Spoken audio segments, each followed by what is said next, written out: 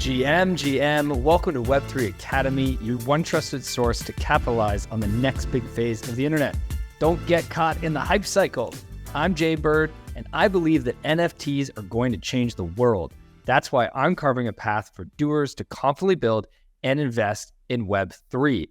What's up, y'all? Welcome back to another episode. Today, we are talking about NFT royalties. We're talking about ApeCoin DAO. We're talking about the future of digital communities and the future of digital businesses and how they're going to exist on chain and what tools they need in order to build sustainable businesses to create the revenue that they need in order to exist long term. It's a fascinating conversation. We have Zach Heerwagen joining us.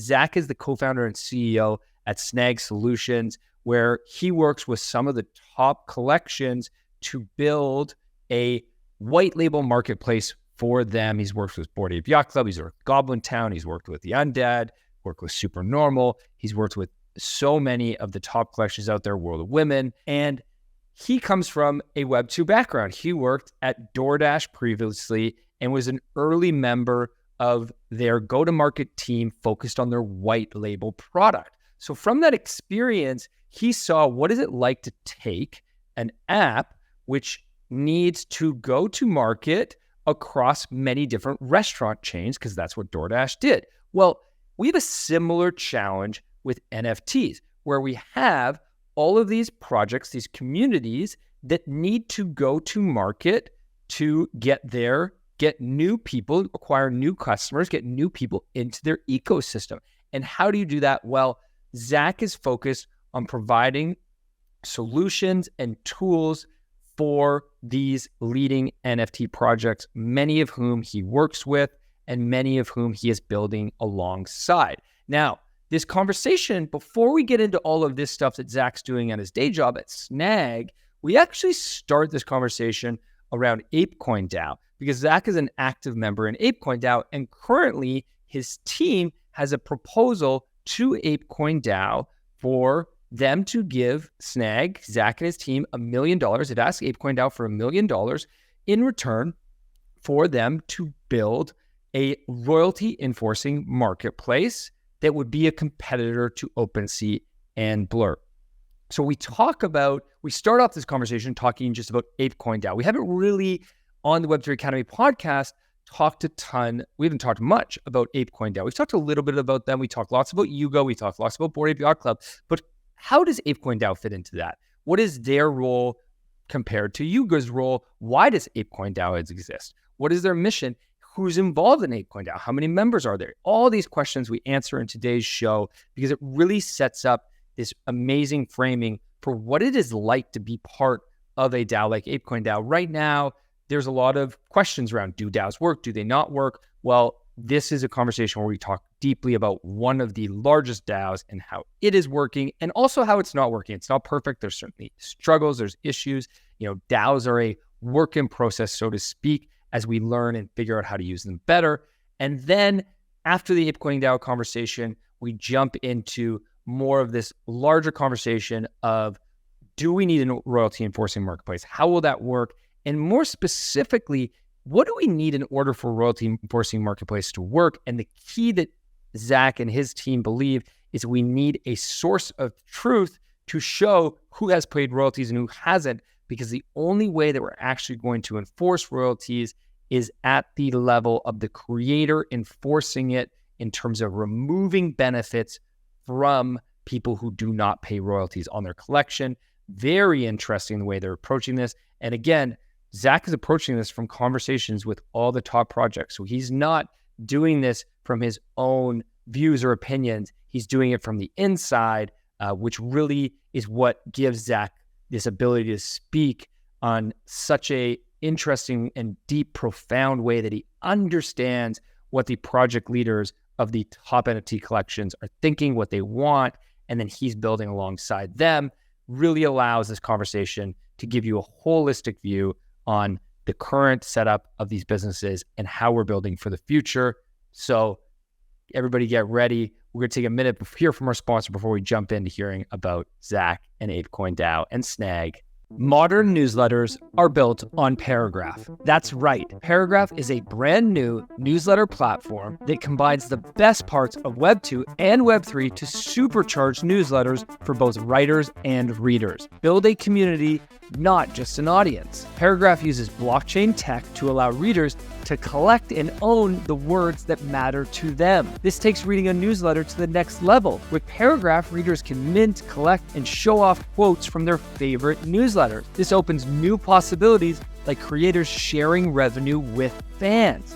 I also love their new feature, Paragraph AI. This integrates GPT-4 natively in Paragraph to create, edit, and improve your writing effortlessly with one click. And guess what?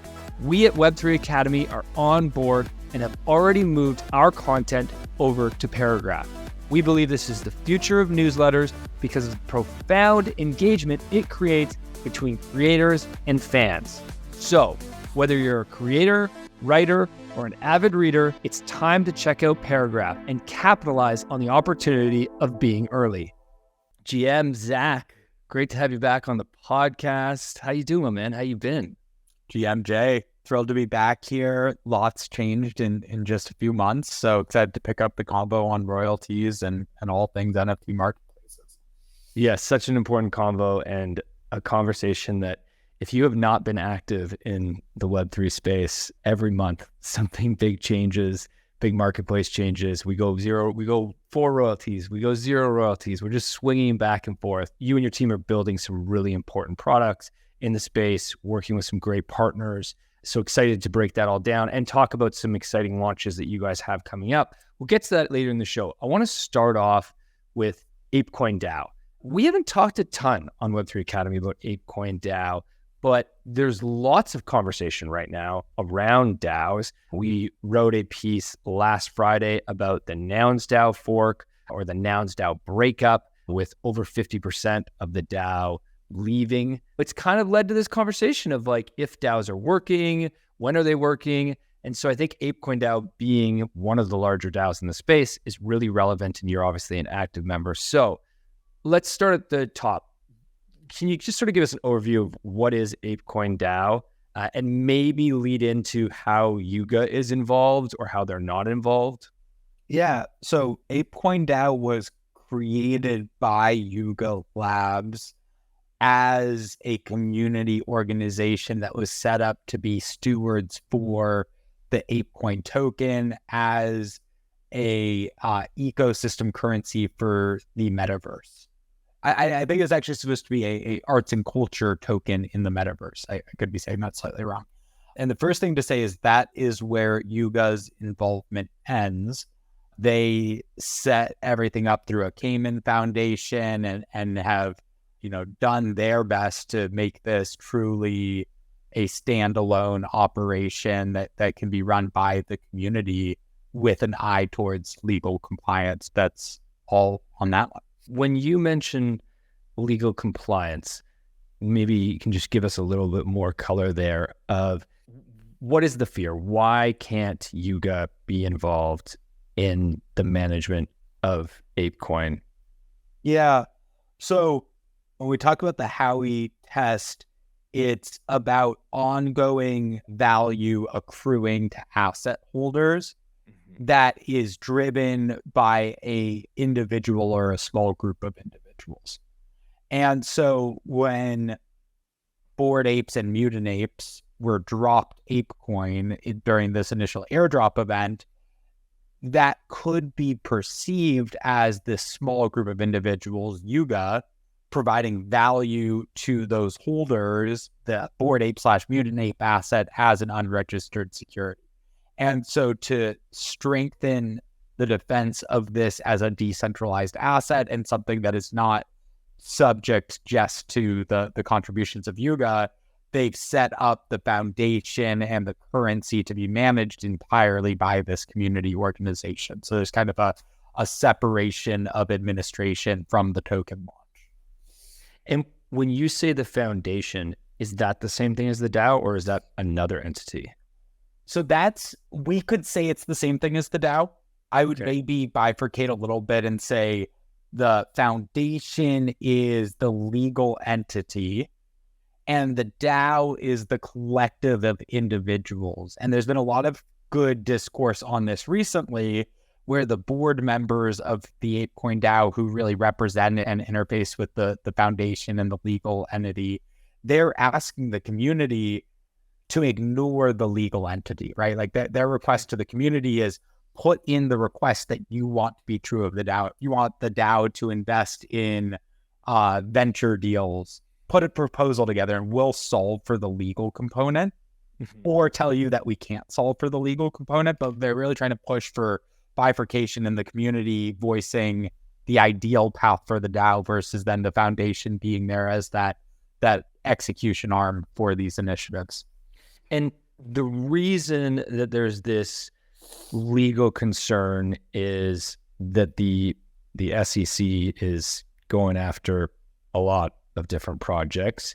They investigating Yuga, ApeCoin. Do you have any idea about what's going on there?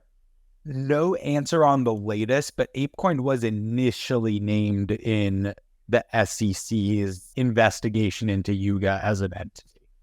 And so this is maybe like 6 months dated at this point that this was named in that initial claim from the SEC. But there's two different points at which the organization needs to have plausible decentralization. One is it's clearly separate from Yuga. Yuga has not done anything to touch or impact the organization since launch. And that extends to like the founders won't comment on anything in the forums, right? They really hold things at arm's length. And then the second layer of plausible decentralization is the community being that organization that drives all decision-making for the DAO. And so this wouldn't impact Yuga. They just need to prove they're separate. But if, the SEC were to find that the foundation was really making all of the decisions and driving operations without sufficient input from the community as this decentralized, board of directors almost, that could cause a separate set of issues. Right. So they need the DAO to be active basically and prove that it is capable of operating and making decisions and executing and pushing forward, because then it's clear that it is a decentralized entity and it needs to prove that it's done this by its members and by its current setup. Okay. What's your role in ApeCoin DAO? Thank you for giving the space for disclaimer that this is all my opinion as a active and engaged community member. Yeah. But I have no formal affiliation with the DAO. I'm an approved author through our initial ApeCoin proposal, but just plugged in and listening to all the spaces, really. Right. Okay. And how did you initially get involved in the DAO? How did you join? Give us your background, your story getting into the DAO. Yeah, so I bought a Bored Ape in maybe September, October 2021, back when, we were right in the peak of the NFT bull market, and all apes and mutants were airdropped ApeCoin. I think it's worth noting that directionally 15,000 unique members were airdropped ApeCoin, and so that's how the founding members of the ApeCoin community were seated with their allocation. But today, this isn't exact, but it's over 70,000 ApeCoin holders today. And holding any amount of ApeCoin, 0.1, 1, 100, provides access to the DAO. And so I don't think it's a stretch to say that ApeCoin DAO is the largest community of Web3 community members, enthusiasts, et cetera. And that's a critical space that they take in this emerging ecosystem. Yeah, no pressure to you guys, that's for sure. Okay, so you bought an ape, you joined in, there's about 70,000 people in. How does voting rights work? Yeah, and DAO voting is super hotly debated, both specific to ApeCoin DAO and across other DAOs. Today, it's all proportional based on amount of ape owned. And as a result, the vote is not entirely controlled, but mostly controlled by a set of 10-ish whale voters or delegates. There's some of these community orgs like the French Ape Yacht Club or the UK Ape Yacht Club that are just an amalgamation of delegates. But there's really these 10 wallets that control the majority of the vote, ranging from a couple 100,000 ApeCoin through to a couple million ApeCoin. That's a little bit scary. It feels centralized then, as opposed to decentralized, to have so few people control so much of the voting power. Don't know that we want to go down the path of a better voting mechanism right now. If you want to, feel free to add in, but we didn't talk about talking about that on today's show, so I'm going to let that one rest for now. Let's go to, it's one more sort of general question, and then I want to talk more specifics. Can you get us an idea of the size of ApeCoin DAO beyond its members? Any metrics you can give us in terms of just so we can paint a picture of the scale and size of it?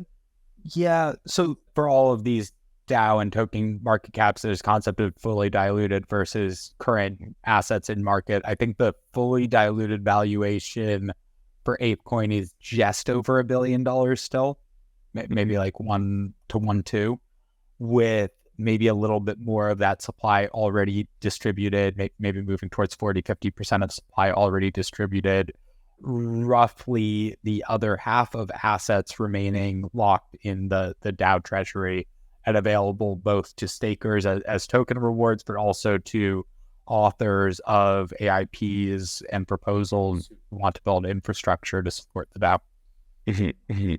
Okay, awesome. Let's take a step back now.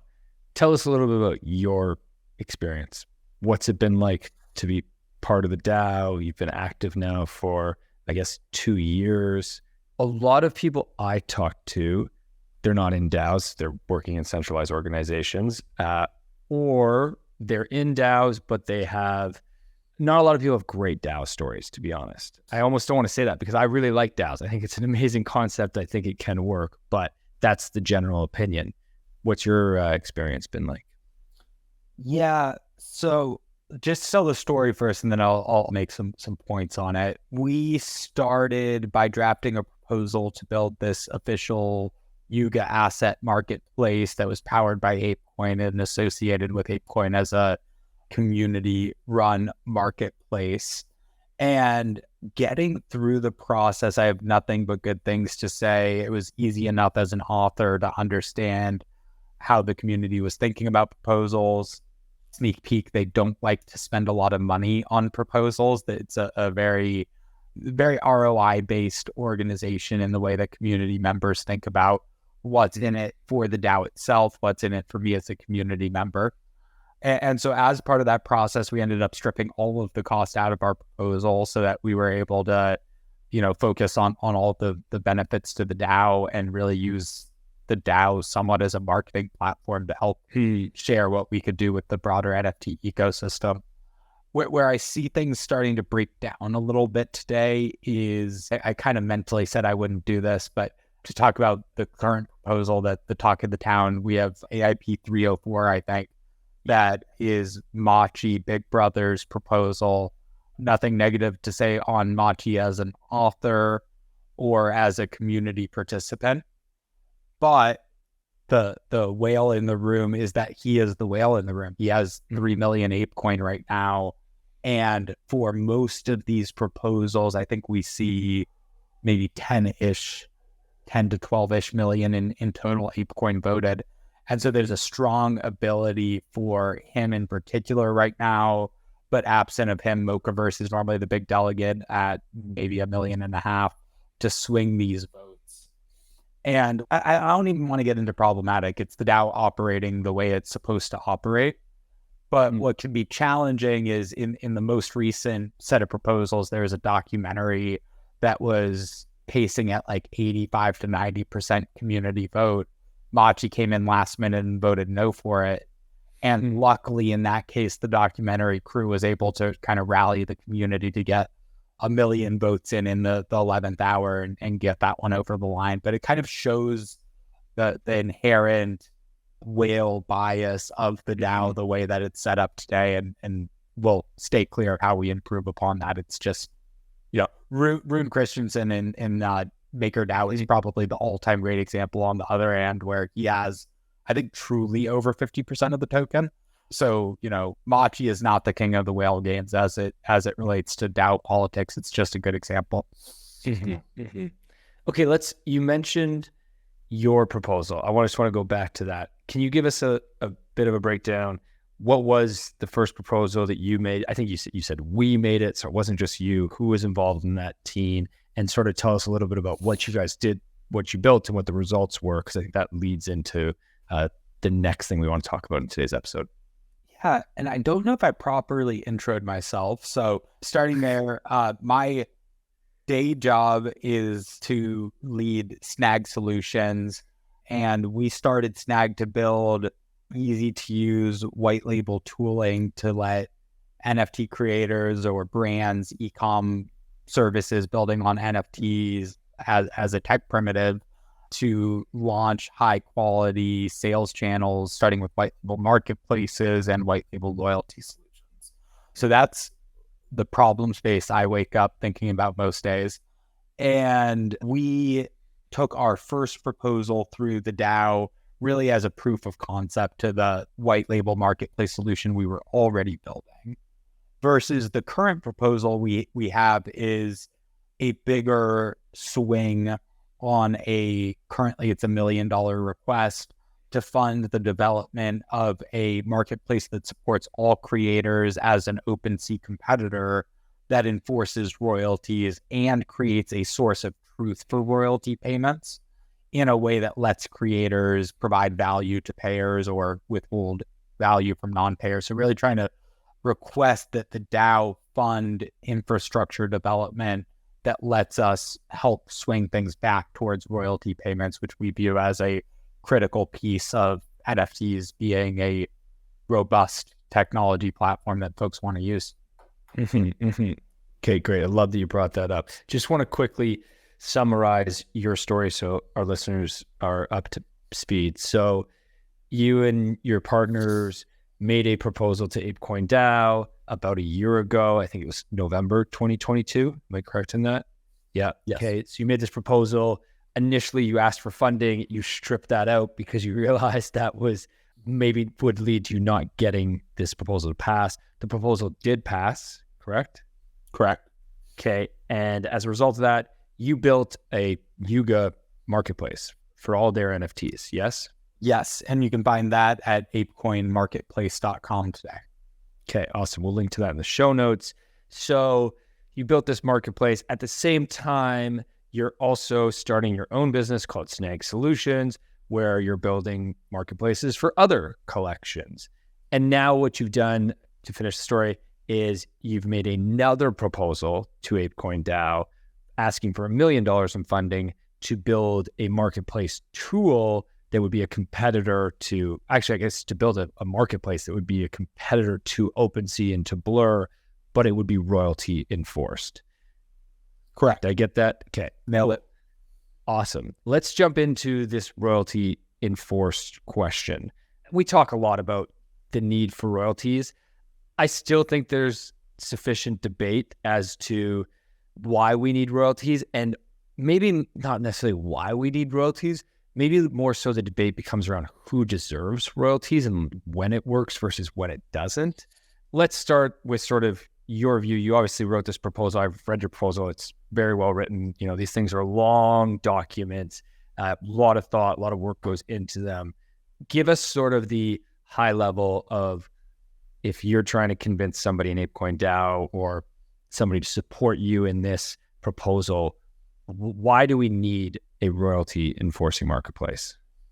Yeah. So the thing I start with is everyone in the ApeCoin DAO mostly owns some NFTs, and generally speaking, they own more NFTs in value than they own ApeCoin. And so the first thing I'm trying to appeal to is the fact that when we all entered the space, mostly in 2021-ish, we thought that royalties were enforceable on chain. And it was a key part of the narrative that led to NFTs having such explosive growth and such strong product market fit in that cycle. And could talk separately about why I am so bullish on the next 12 to 18 months for the crypto category at large. We were talking about progressive web apps, social sign-on, L2 block space before we hopped on here, right? Like the core infrastructure problems that were problematic in the last bull run are largely solved today.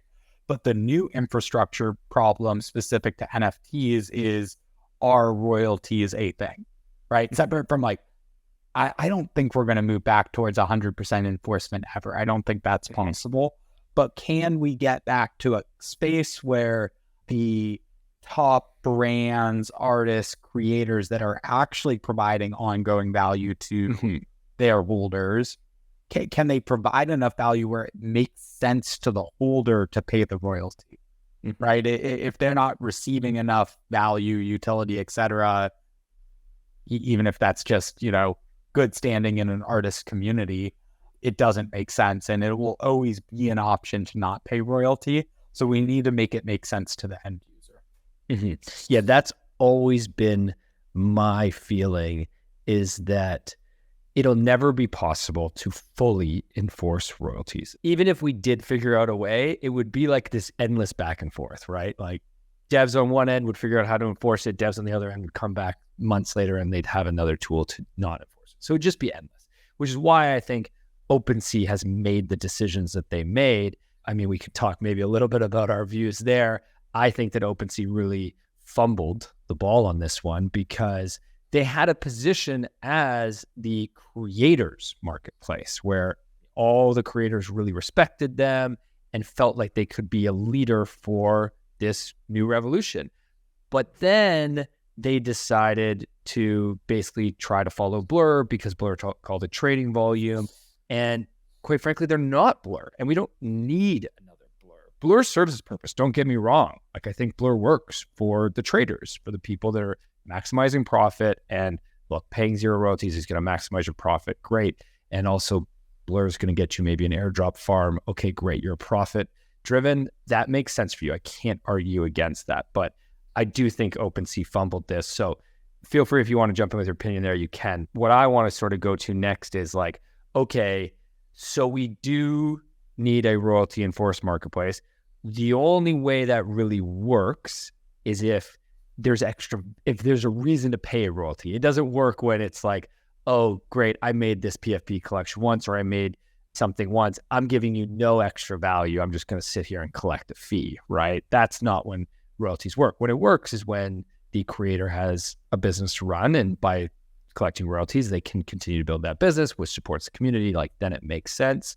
How do we achieve this? Like, can we just go build? What does your proposal look like, I guess? Can you just go build a royalty enforced marketplace and be done with it? Or is there other underlying tech and underlying tools that we need in order to make this possible? There's a lot there. I'm going to start with a couple examples, and then we'll get to the two core concepts.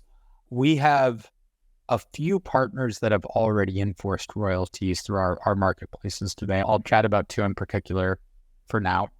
The Plague, which is a pretty meaningful project, and Truth Labs, which includes Goblin Town and Illuminati and a few others. Both of them, a couple months ago now, migrated to a new contract and airdropped new NFTs from their core collections to their community. And that's gone pretty well for the most part. The Plague's floor price, I think, is actually up since they made that move. They've been doing a lot of cool stuff on their new project, but, kind of validating the concept that you can enforce royalties and you can be successful in this market. But neither of them are Yuga. When Yuga tried to block Blur by supporting the operator filter for their new Other Side collection, Blur went and leveraged Seaport to work around that system. And I think it actually roughly, I suspect, breaks out into top 5-ish creators and not top 5-ish creators in terms of, I'm just calling it Blur for today, but it could be anyone. It could end up being OpenSea for all we know. There's going to be some rational actor out there, I'm not even going to call them a bad actor, who's going to find a workaround to these enforcement solutions. And the simplest way to think about that is actually Blur wrapping CryptoPunks that are not normally tradable in NFT marketplaces They just wrap them into a 721 wrapper and they make those tradable on Blur today. And that same approach will always apply. Even if we go to a different chain, you can bridge them back onto Ethereum and trade them on Blur, or Blur can just stand up their contract on the new trade. It's really not ever a system that can be completely functional on its own. And so that's why we think that the creation of a data source that is a real source of truth on royalty payment data that creators can use to decide whether to provide benefits, Discord access in the case of ApeCoin, or not ApeCoin, sorry, in the case of Yuga or Azuki, ApeFest/Azuki party access, right? These bigger communities have real value and utility that they're providing to their members. And so we want to, through the creation of this system, create that kind of canonical source of truth for payments that let them determine how to reward their users. Okay, so walk us through, give us the like layman's explanation of how that might actually work. So you have this source of truth that shows whether or not a royalty was paid or not, and then it impacts basically the token, the NFT, as to whether you can claim certain rewards or certain benefits. Is that the idea? That's the concept. And I'll also mention that in the conversations we're having with top 5 to 10 creators, this is exactly how they are thinking about solving the problem. I'm seeing a lot less energy around, let's just go block everyone else, and a lot more energy around, how do we bring this front and center within our community? And I think that's less scary as well, right? Like that they don't have to silo themselves from a Blur and OpenSea at this point. Instead, they can create the right set of incentives for collectors. Before I keep going here, there's an interesting rough data point that pre-Blur, roughly 50% of NFT volume was collecting volume versus trader volume. And that was defined by amount of time held between flip, right? Was it in the wallet several weeks or less than several weeks? And during this market cycle, that's shifted towards 80-20-ish, I think, or maybe even a little bit more severe than that, trading versus collecting volume. And I think this core concept of how do we actually reward the collector? If the collector is not receiving value, whether that's event access, Discord access, metaverse and experience access, airdrop access, etc., there's no reason to pay the royalty, and the space is going to slide towards traders or away from product market fit. So what we're talking about is the operating system through which projects can reward holders. And I know I'm going a little long on this one, but coming back to the core kind of tech we want to build here, our infrastructure partner Reservoir, they do amazing work. We work closely with them. They already have a source of truth on royalty payments that we utilize today that is maybe 98 to 99% accurate. Okay. On was the royalty paid. But Yuga, I'm just using Yuga repeatedly in this conversation, by the way, right? Azuki, Proof, etc. The same applies. But if they were to just come out and say, hey, folks who have not paid royalty no longer have Discord access, no longer have ApeFest access, etc., that would be a major black eye, right? Like, it wouldn't go well. No. If we were to give them an interface through our new self-serve tool that let them come in and say, after X date, start tracking unpaid royalties and withholding access, along with what it means to make that royalty whole, right? Like maybe it's a fixed 2 ETH fee or whatever it is for their project, right? Yeah. So because parameters, just to be clear, there's the possibility that somebody would buy a NFT community pass, a membership, not know that they didn't pay royalties, and then not get the benefits, but they were like, whoa, what the heck? I didn't do this on purpose. Yeah. That's what you're trying to solve. Spot on. And we're looking for feedback from those top 5 creators on how do they want the system built, right? This proposal that we came out with, it was to start the conversation on the need for this source of truth and the need for this infrastructure. And we really need those top creators as much as we need the community to define what they want the solution to look like. We need the creators to be informing that solution as well. So those are a lot of the combos we're having behind closed doors right now. Very interesting. Okay, so two pieces of tech that you're building here as part of this proposal. One is the source of truth, or maybe you're using Reservoir source of truth. So maybe how are they different? How do they work together? The other is the marketplace. We would be building the front end for people to interface with that source of truth, both the creator to tell us, how to track royalties specific to their collection so that they can put their own inputs into this, as well as potentially the tool through which a user who had not paid a royalty would go fix that royalty and put in the token ID and send the royalty to the correct address to bring that token into compliance, which I'll be honest is not a wildly popular concept in the NFT community without sufficient explanation of, this being based on some date that the creator sets. There's a lot of complexity there. So it's been a challenging conversation to have. So can you speak to the conversations that you're having with these? It sounds like you're tapped into, I don't know which of the top 5, 10 NFT projects you're tapped into, but I'm guessing you guys one of them. But it sounds like you're tapped into a bunch of these. You're talking to the leaders of these companies. They're trying to, notice I called them companies, not NFT projects. Everyone's trying to move away from we're an NFT project to building a sustainable business. In order to build a sustainable business, you need sustainable revenue streams. We've seen lots of lots of these companies build other sources of revenue because they recognize that royalties, we've had Zeneca on the podcast many times, and he always talked from the beginning a year ago about how their focus was, let's build other revenue streams for Zen Academy, because if we rely on royalties, we'll be screwed long term. And he saw that coming. I think a lot saw that coming. So how are they thinking about it then? Are they thinking, the thing that I think I've always struggled with, and maybe you can, is if the objective is that I am joining a community, then I shouldn't be selling my NFT, right? And if I'm not selling my NFT, then there's no revenue coming back to the business or the creators, right? There's no royalty to be had. But then I expect, Ape Fest to happen every year and to get access to that. Well, so how do they think about it? How do you think about it? Yes, I said this already, but the core thing that seems to be a shared perspective across this top business cohort is, one, whether or not they need royalties to stay in business near term. Most of these folks have real funding and don't. They view it as a critical piece to make their P&Ls work midterm.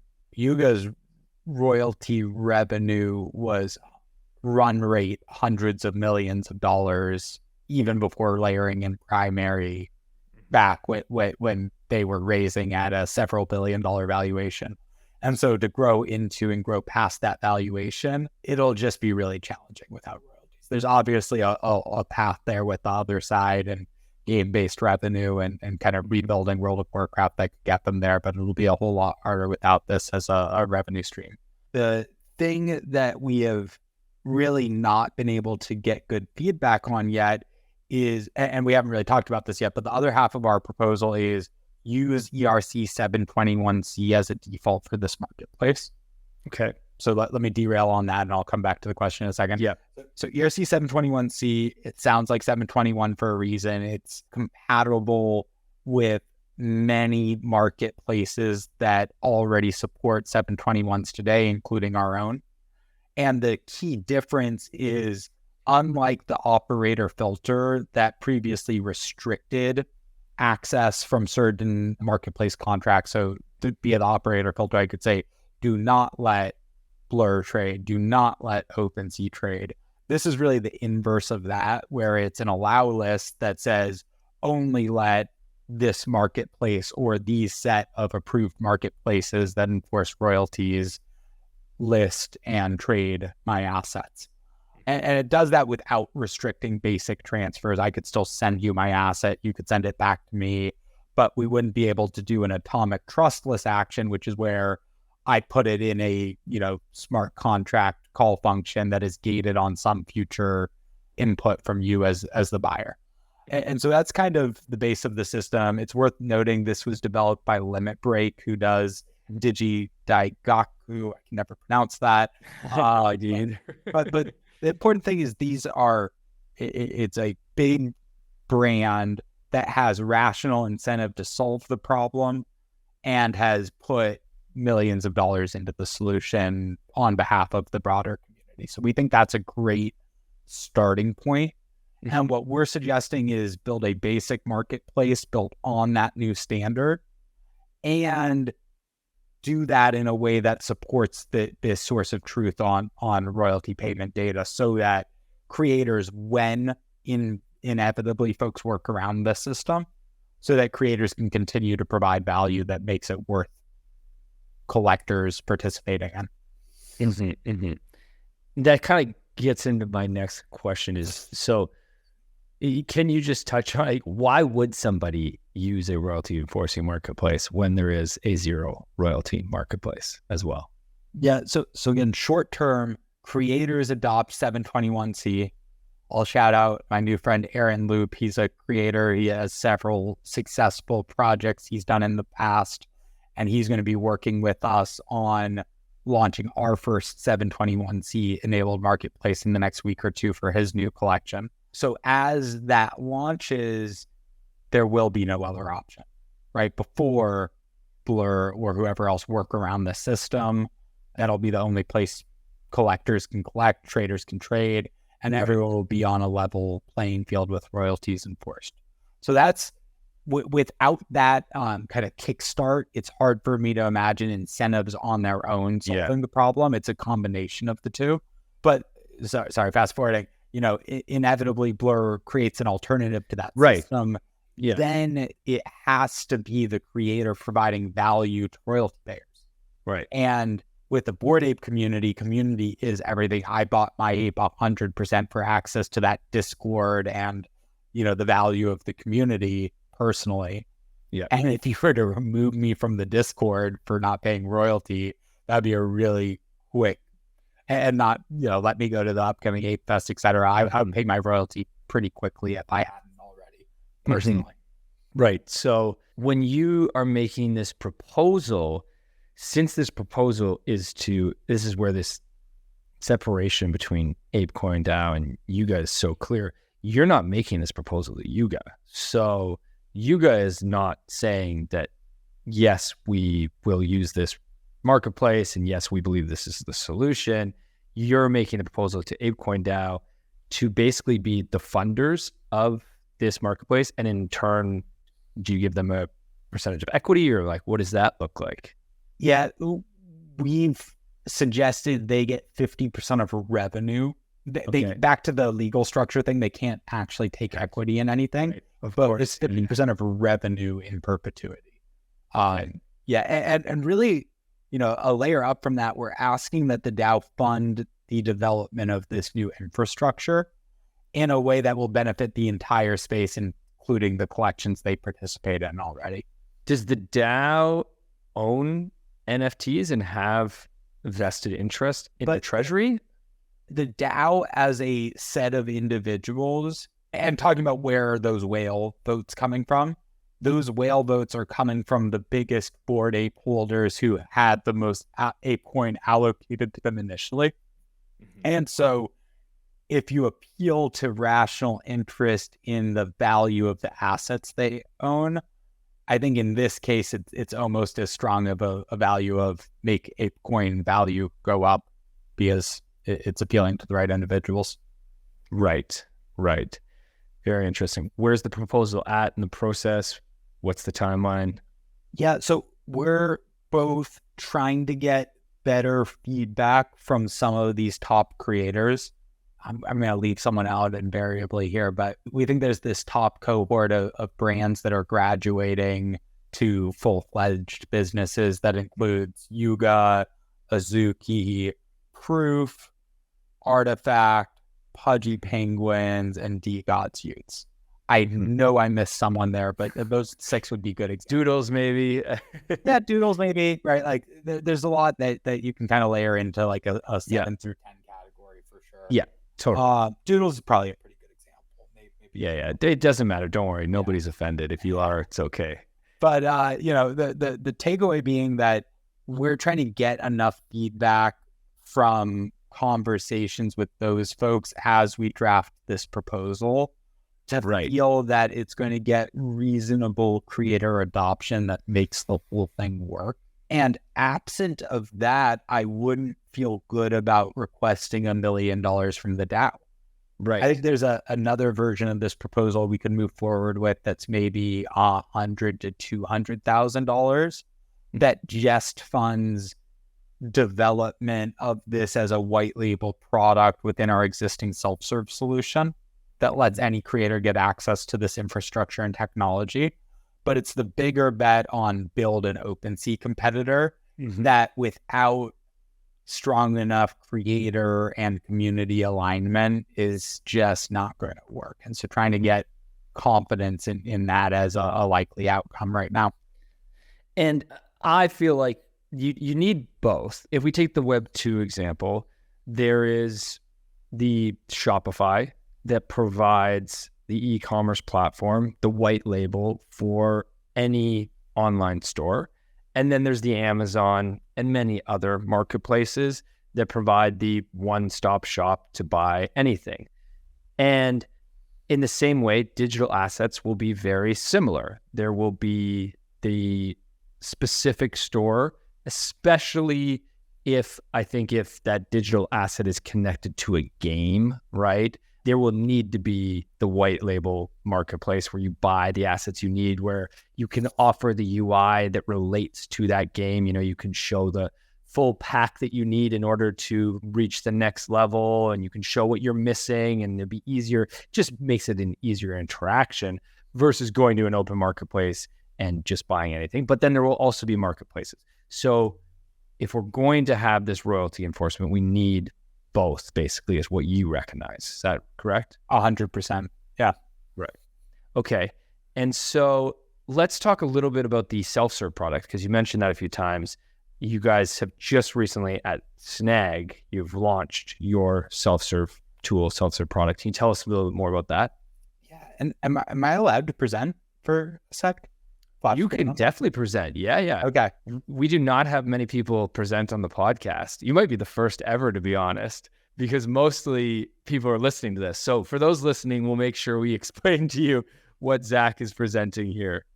Okay. And I'll pretend as though I'm not sharing as I voice over this, but what we have here, this is Rug Radio's admin interface. We use them for our launch announcement, but really this is a hub for them to control their own marketplace and their own micro social network that's gated to community members. So you see here the ability to add a social feed that's gated to holders, layer in peer-to-peer trading with no fees for holders and restricted only to approved collections. And then, of course, the ability to enforce royalties via the front end. So creators can easily toggle this off and let blur listings into their marketplace to maximize the number of listings and selection available, or they could toggle on royalties and remove those zero royalty listings from the platform by layering royalties on top for the buyer. And we have some other great stuff in here, stuff like the ability to add banners directly to the marketplace. So you see that showing up here so that folks can merchandise the experience directly. But we really feel, back to your Shopify comp, that we built the first good Web3 business in a box tool here. There's several other comps out there like a Rarible, but they're quite lackluster on both user experience to stand up and ability to customize things to really match your brand, your project's aesthetic. So we're thrilled about the step forward there, and excited to build more features and customizations into the front end like I just shared. These additional features are very interesting because it shows that this extends beyond. This isn't just a marketplace for a new buyer to enter your community or enter your ecosystem. It is a place where you can peer-to-peer trade for zero fees, which we've seen a few projects do that. I think Pudgy did that recently, if I'm not mistaken. And I love that idea. That makes a ton of sense. So you've got a Pudgy, but you don't necessarily feel, that Pudgy connects with you, or you've got an ape or you've got a moonbird and you don't have that connection. Well, you can trade with somebody else. Is that a no money trade? Is that how those typically work? Yeah, you can add currency on either side. So if I have a rare trade and I want to trade it for a normal Pudgy and an ETH or something like that, that's doable as well. Right. But the concept is basically that you could peer-to-peer, peer-to-peer and not have to pay a fee, right? Spot on. Yep. And I just want to jump on something you said around new user onboarding. One interesting thing, and when I was leading white label at DoorDash, we saw the same.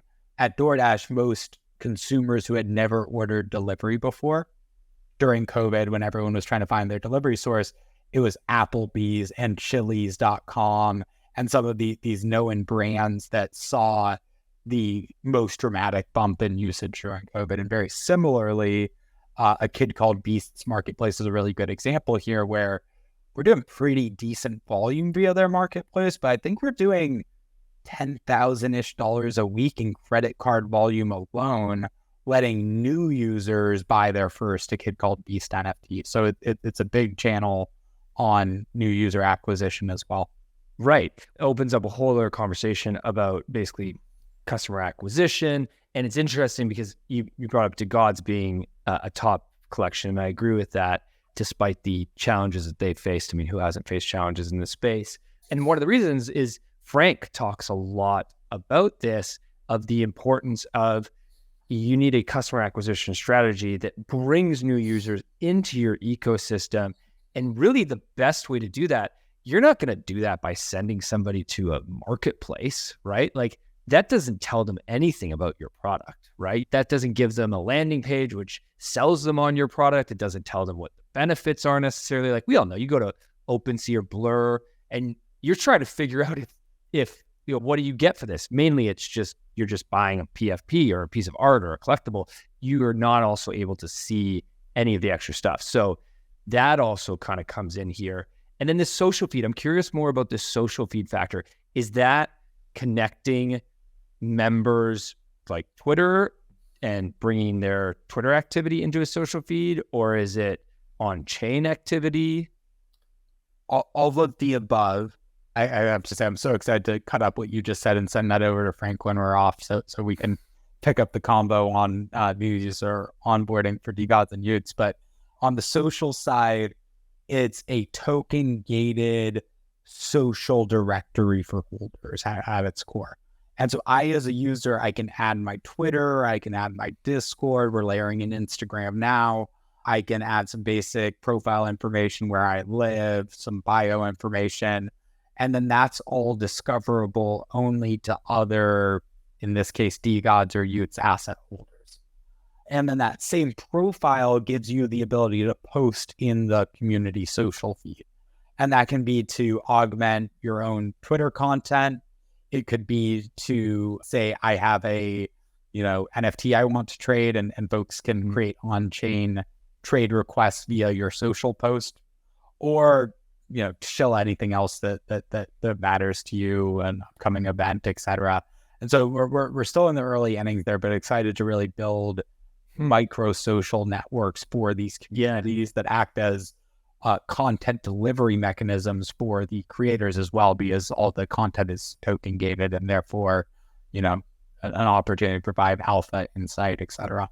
Fascinating. Yeah, fascinating. Because the concept of micro communities, I think one of the key elements of Web3 is that we were never able to, you could have a micro community, but you could never have a currency towards it. You could never have voting in it. You could never have any sort of ownership in a trustless way. It's sort of like you're giving a little bit of like fuel to the fire of these incredibly strong communities that are currently kind of separated, right? They're on Twitter, they're on Discord. I guess Discord is the one central place, but they don't have that social feed. I mean, I feel like most just have a channel in Discord that has a bunch of bots that pull everything in. So if you can enable these communities to to connect better, to have more of a social experience, then they'll build stronger communities, they'll build stronger relationships, and we could list off 10 different outcomes that would result from that would be positive for everybody. And love that. As we talk about the progressive web app and social sign-on tech stack as a tech stack that has strong fit in the space, that's something brands can adopt and start to help a small set of brand advocates, community members, etc., accrue value that's different from their broader Web2 audience. So I think that's a core use case we're excited to build against. For sure.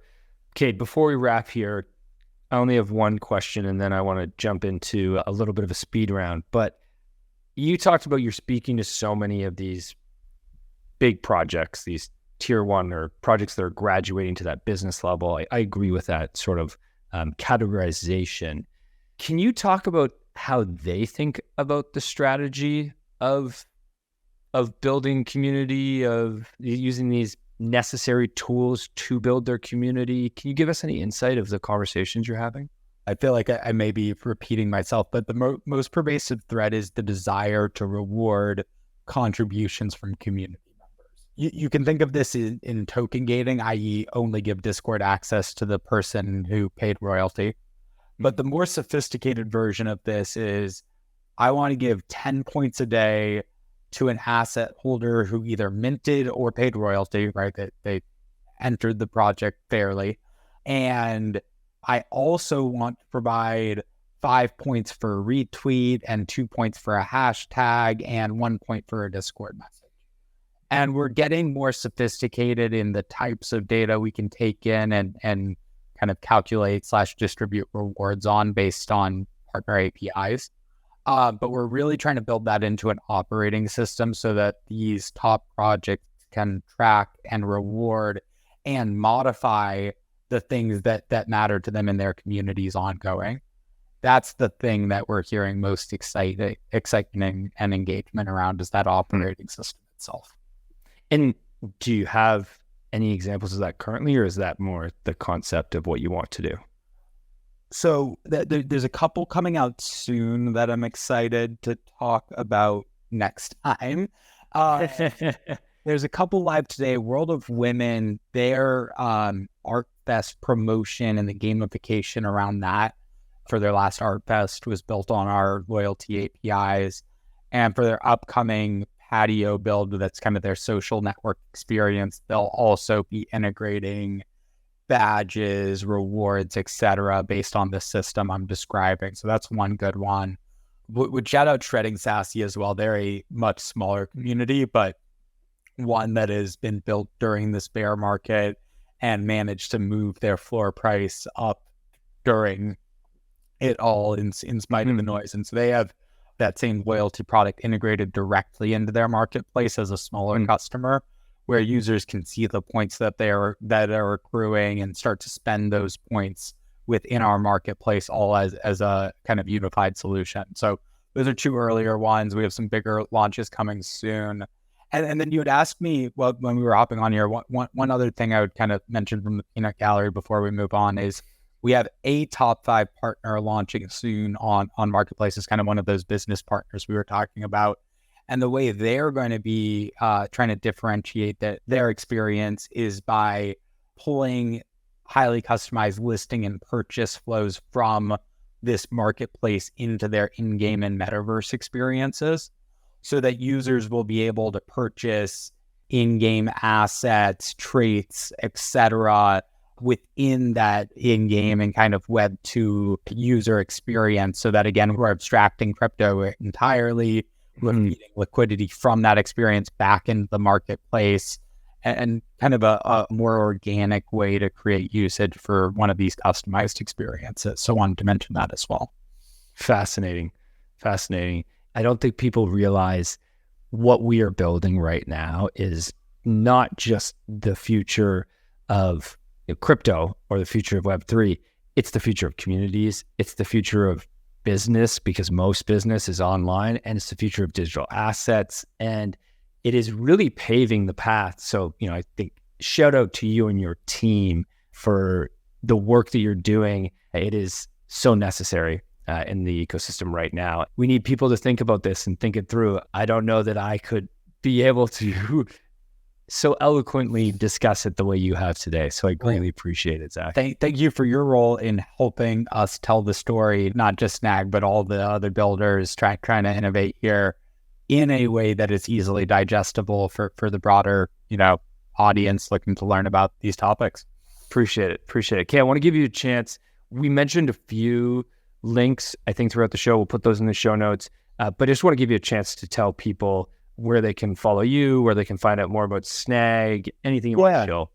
So Snag's Twitter is at snag_solutions. We do most of our stuff in Twitter as is customary in the space. So please give us a follow there.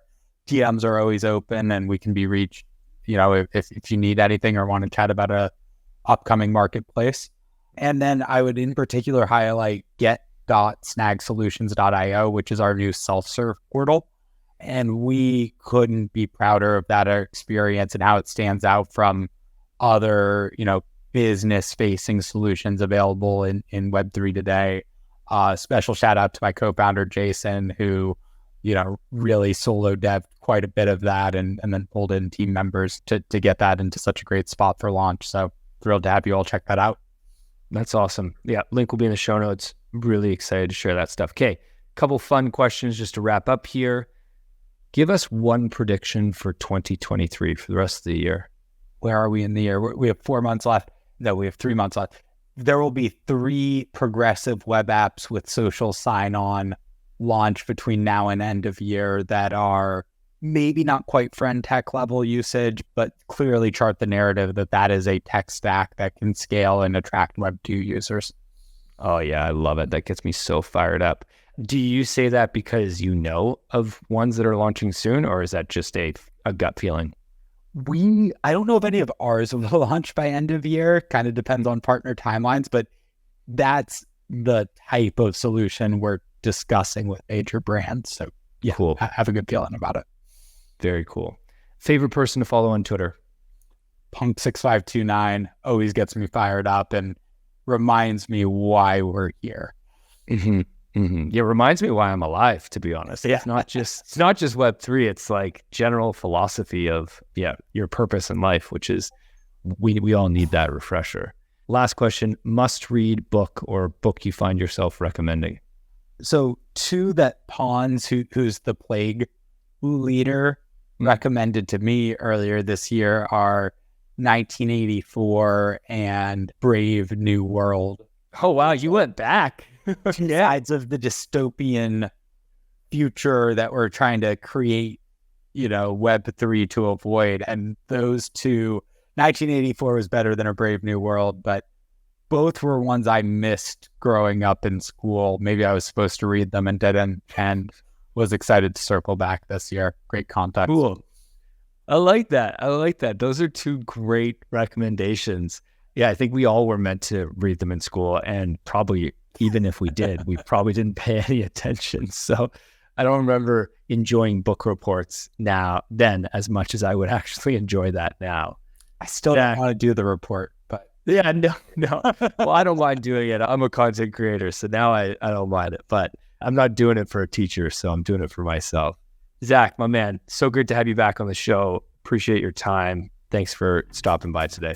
Thanks for having me, Jay. Have a great day, everybody. Thanks for listening in. Thank you for listening to Web3 Academy, your one trusted source to capitalize on the next big phase of the internet. If you enjoyed this episode, please share it and subscribe or follow so that you don't miss the next one. While you're at it, there's a link in the description for our free newsletter where we provide timely and relevant Web3 insights so you can confidently build and invest in Web3. Make sure to subscribe today. One final note. This podcast is for educational purposes only, and nothing we say is financial advice. Crypto and Web3 are risky, and you should never invest more than you're willing to lose. Thank you, friends, and see you in the next one.